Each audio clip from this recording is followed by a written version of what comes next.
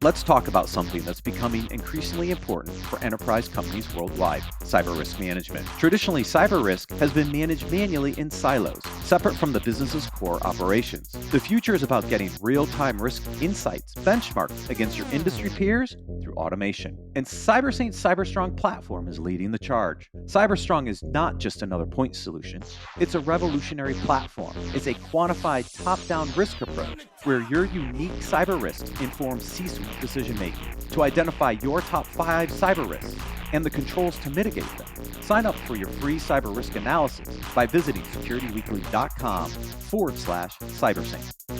If your organization is ready to enhance cyber resilience, we have important insights for you.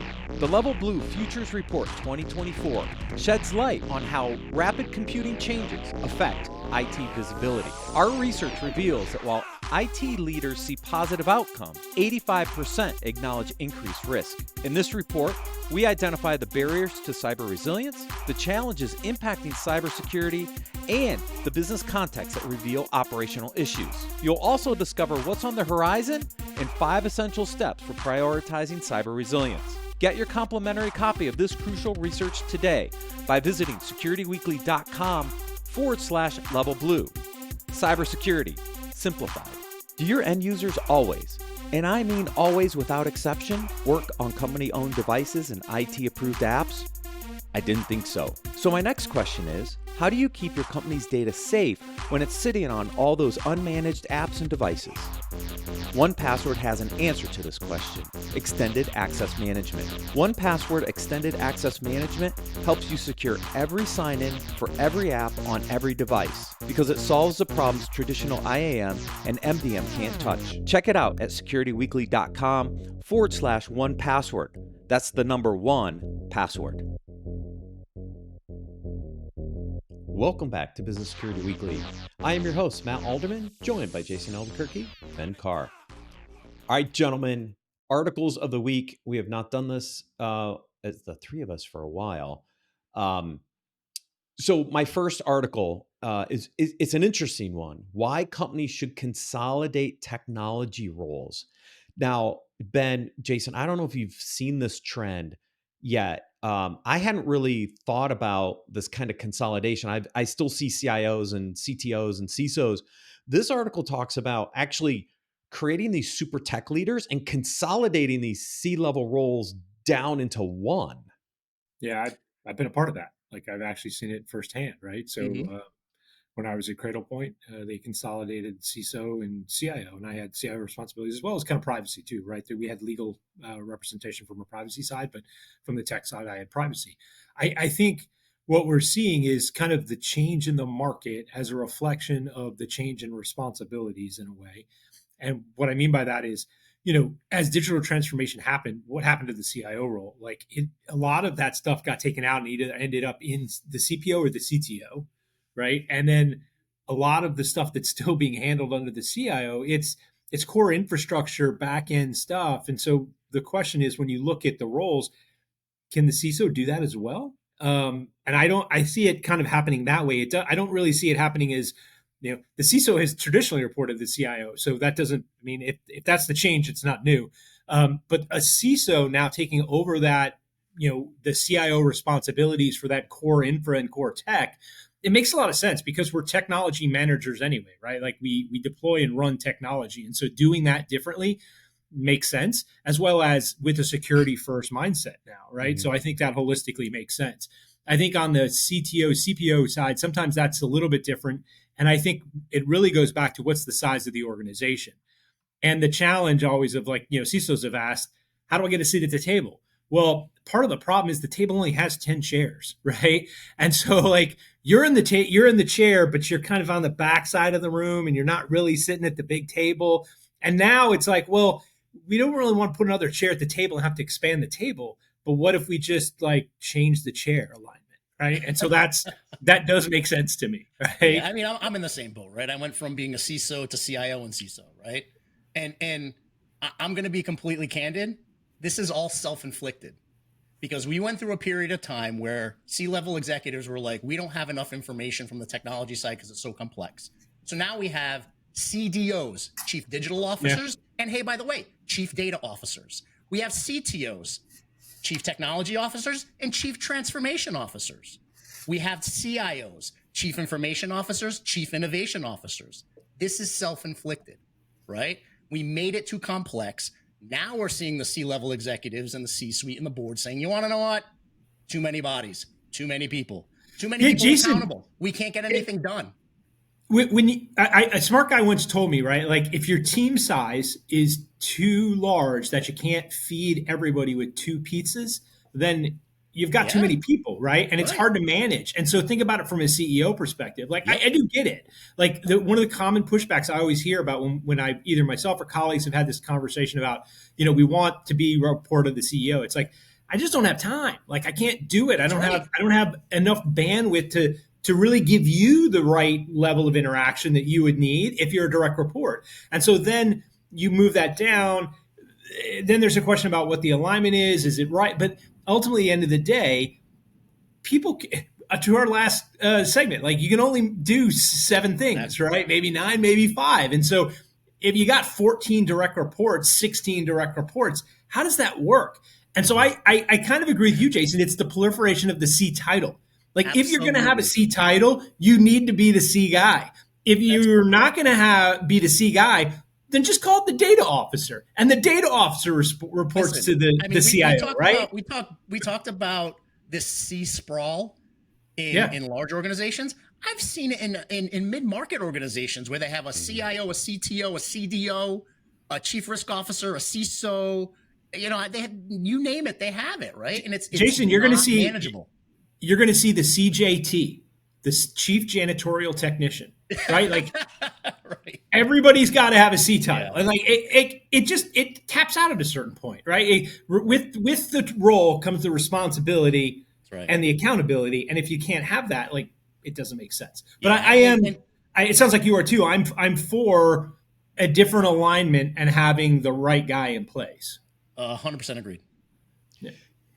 And what I think is important for people who are potentially going to, from a career perspective, I think it's really interesting the priorities for that role, that consolidated role. So kind of in the middle of this, it talks about the skill set, right? 85% senior executive relationship, 82% business strategy and vision, technology strategy and vision, 72%. So you see it dropping off.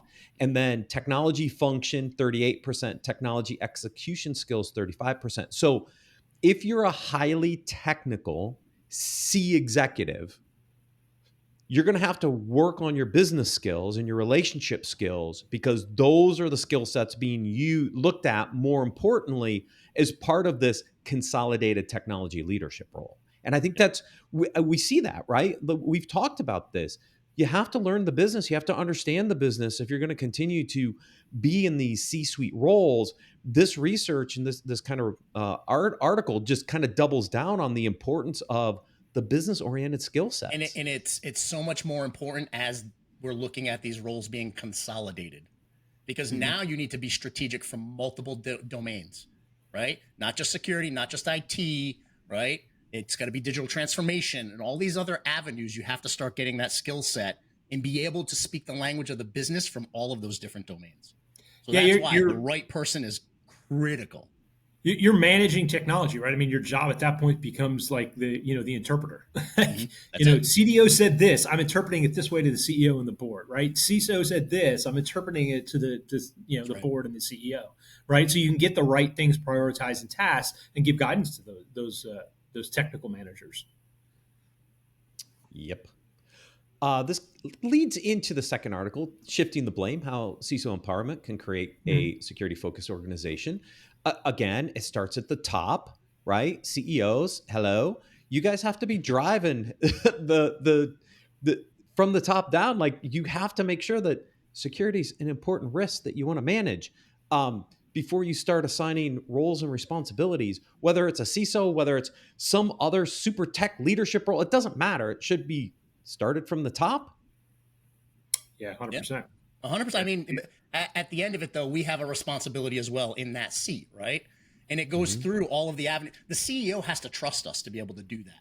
Yeah. In order for the CEO to trust us to do that, the article outlines some really good things, right? Education, the way you communicate, knowing your audience, right? The CEO needs to know that you can go speak the language of HR and then turn around an hour later and go speak the language of the services organization, right? And be able to have those meaningful conversations. So they go through some key points here, but yeah, it's up to us to be the evangelists. It's up to us to educate. It's up to us to build those connections across the entirety of the organization and build that trust. Yeah, and Yeah, I mean, the CEO doesn't want to be every time having to fight the battle of the CISO, right? Or any other exec, right? Being like, hey, I can't get along with HR. Can you help me out? Like, no, you have to be able to navigate that relationship minefield, right? And have those discussions, build that relationship, like get working, and then really go together to that, the CEO and the board, and say, hey, here's where we differ, right? Like, what is the needs of the business, and how do you want to take action on that? Where do you want to go, right? But 90% of the time, we're in agreement, right? We facilitate that work together. We're empowering each other. So you've got to build that executive presence to be able to do that. But yeah, at the end of the day, like, if you're not empowered from the top, if every time you try to say, hey, we need to do this because it's the right security thing, if every other executive is fighting you, that's a sign that you're in the wrong place, right? Like, they're not giving you that empowerment to say, hey, I don't go into the sales meetings and say, hey, I think we're off on the sales agenda here, right? Like, we're making the wrong investments from a sales side. Like, that would look foolish, right? So why is the head of sales, why is HR allowed to do that for you? I mean, that's an indicator that there's misalignment. Yeah. And the line in here that requires that CEO kind of enablement, right? The CISO's role on this team is to be the collaborator, the person who connects with all parties across business lines, creating a culture where we're always learning, and the ultimate goal is to reduce cyber risk to the business, right? But the CEO's got to embrace that CISO role to go be that collaborator. And then CISOs, you need to work across all those business lines, communicate with them, help them learn and understand why we have risks and how we can make their businesses less risky is like the ultimate goal. And we kind of beat this dead horse every and week. evangelize what the modern CISO is. Yeah. Right? Because there's still a stigma around the CISO being a purely technical role who should be managing firewalls and access controls. Right? We need to break that stigma. We need to but it's the most. I'd hazard it's the most cross-functional of the roles, right? And people will say, well, what about finance and HR? And I would say, yes, like, employees need to go to HR to ask for something, right? And HR is delivering something to the company, right? People need to go to finance to talk about budgets and alignment and that kind of stuff, right? But this, from a CISO perspective, you're going to deliver to and interact with each part of the organization to make that they're sure that they have security as part of their organization, to not impact their role within the company or their impact to the company, right? Like, it's the one of the most cross-functional, if not the most cross-functional role within the organization, and that's part of the challenge, I think, to a lot of CISOs who are first time or inexperienced in that role. Yep. And to make matters worse, security budgets normalize after a period of growth. Like, this article is like 2 years late. Yeah. Like, I'm like, really?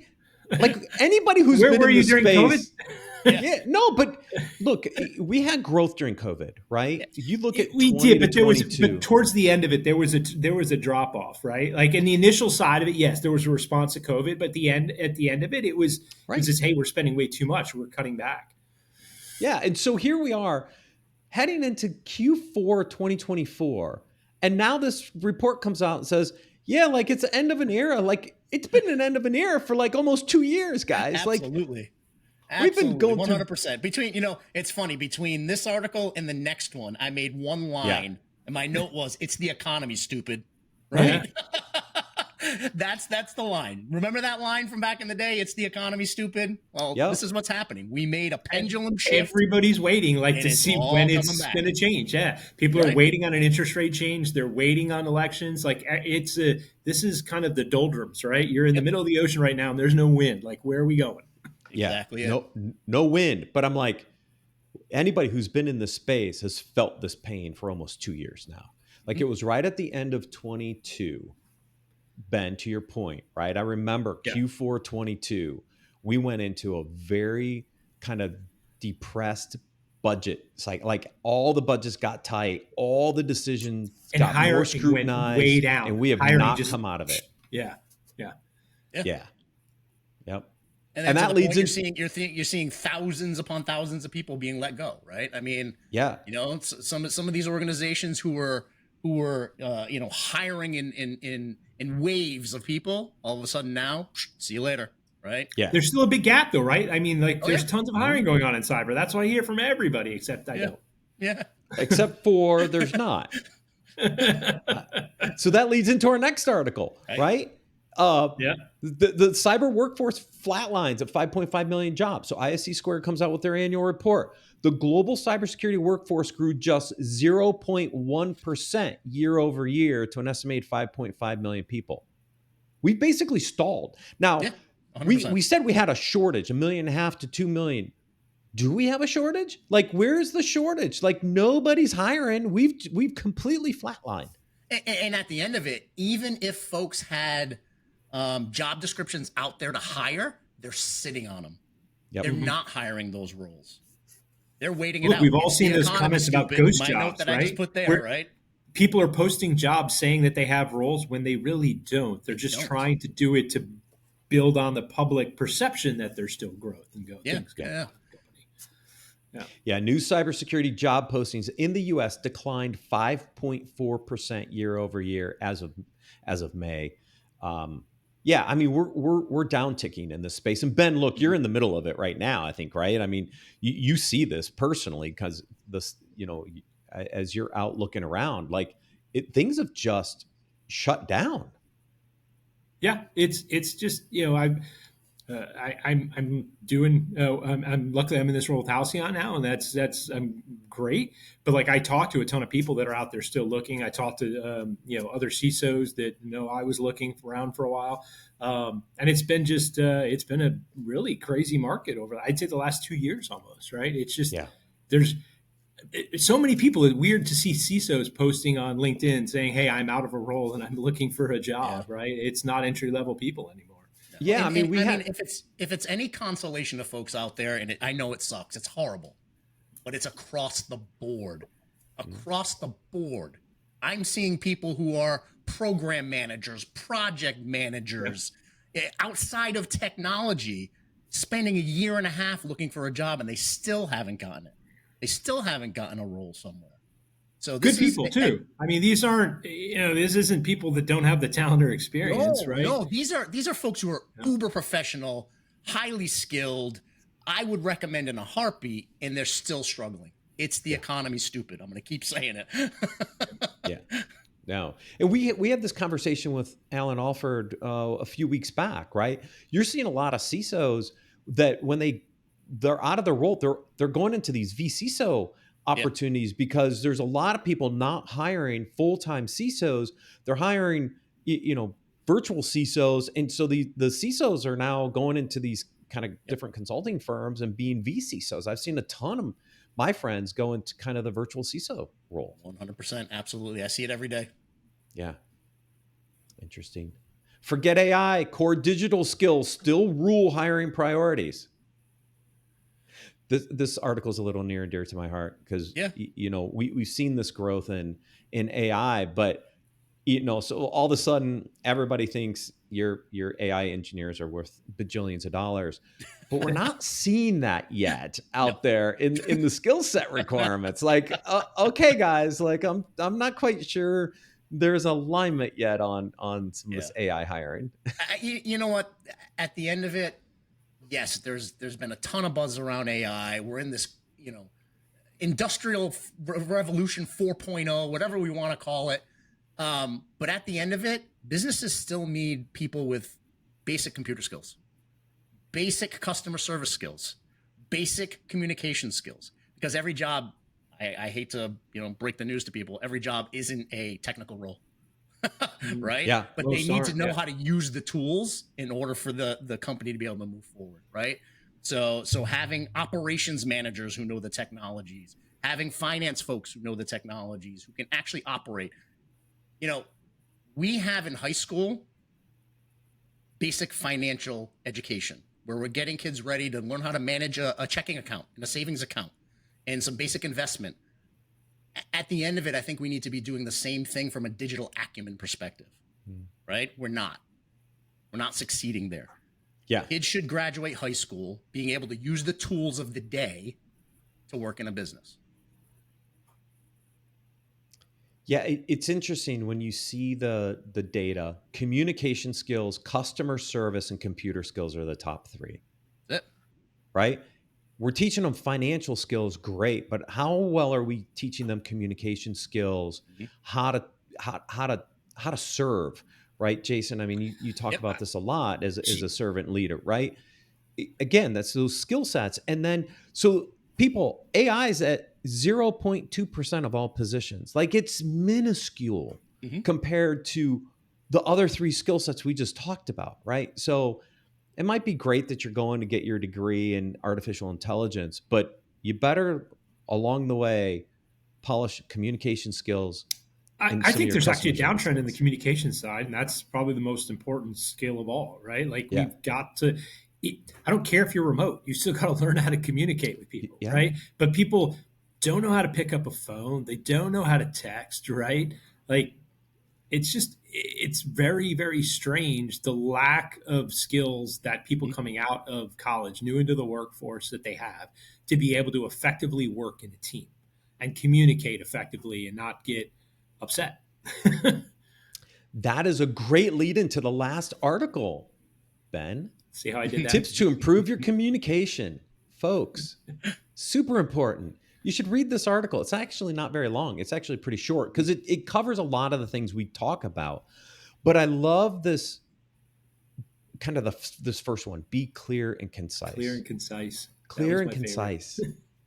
Now, eliminate filter words. These filler words, right? Right. For a long time, I was horrible at this. I could not do this. I would stand in front of high school class doing a book report, and she counted the number of ums I did. It was crazy number. And I'm like, I'll never be a public speaker. We need to find that video, Matt. I know. I don't think there is a video actually, but I remember the embarrassment.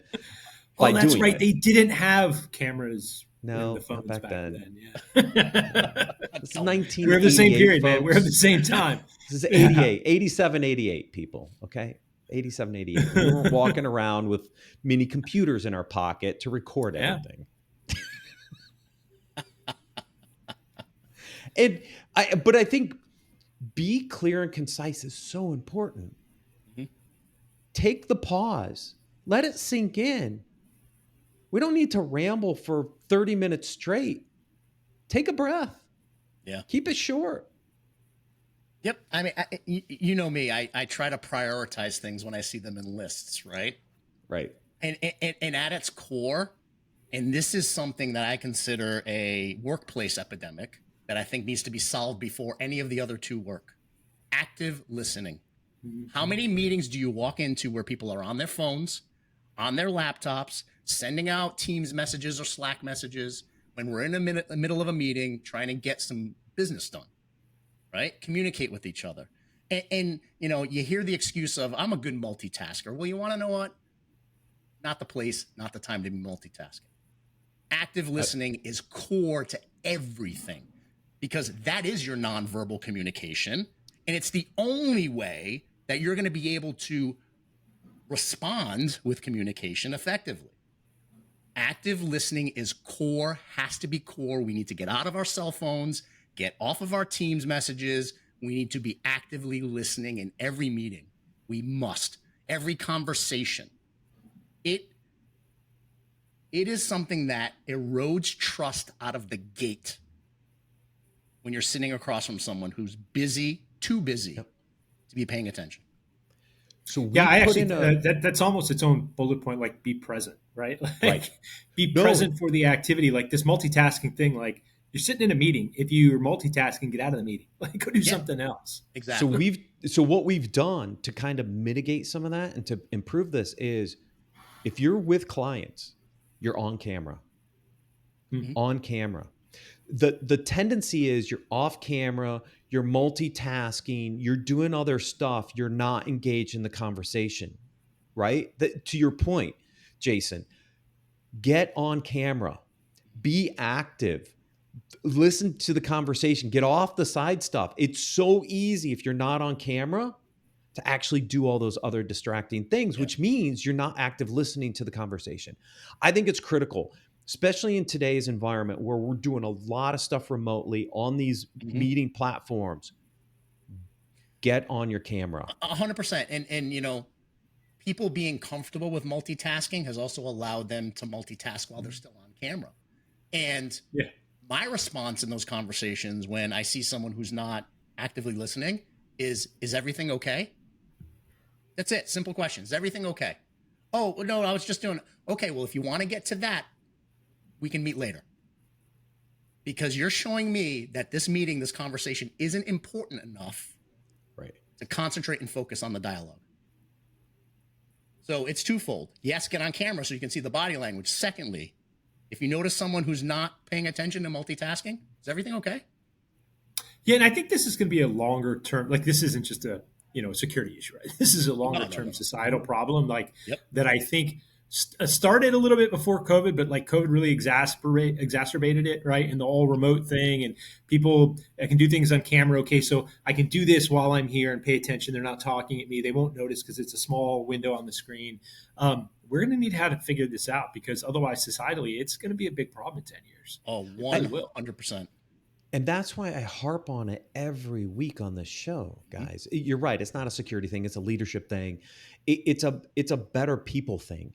Communication and communication skills are so important.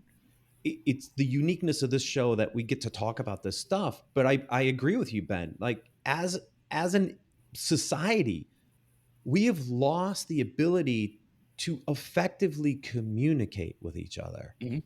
It's crazy. And we're only making it worse. We're making it worse because, you know me, I'm all over the place traveling with my kids for sports and events.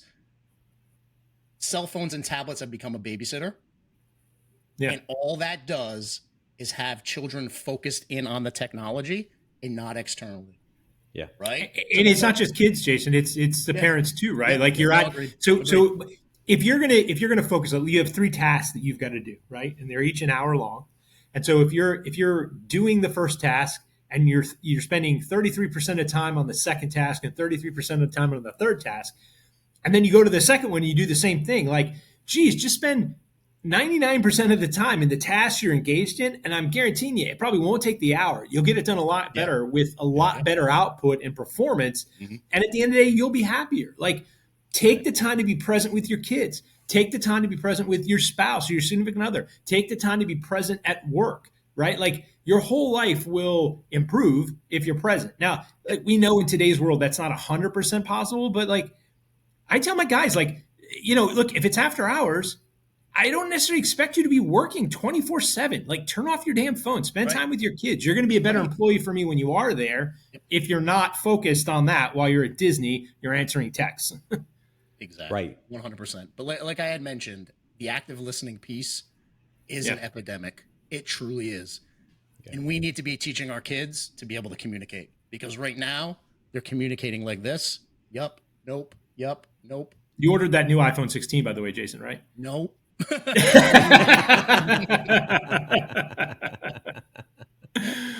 Nope. Not yet. The 15 still works just fine, people. I had a 12. It was time. Oh, it was okay. A cycle. Yeah, it was out of cycle.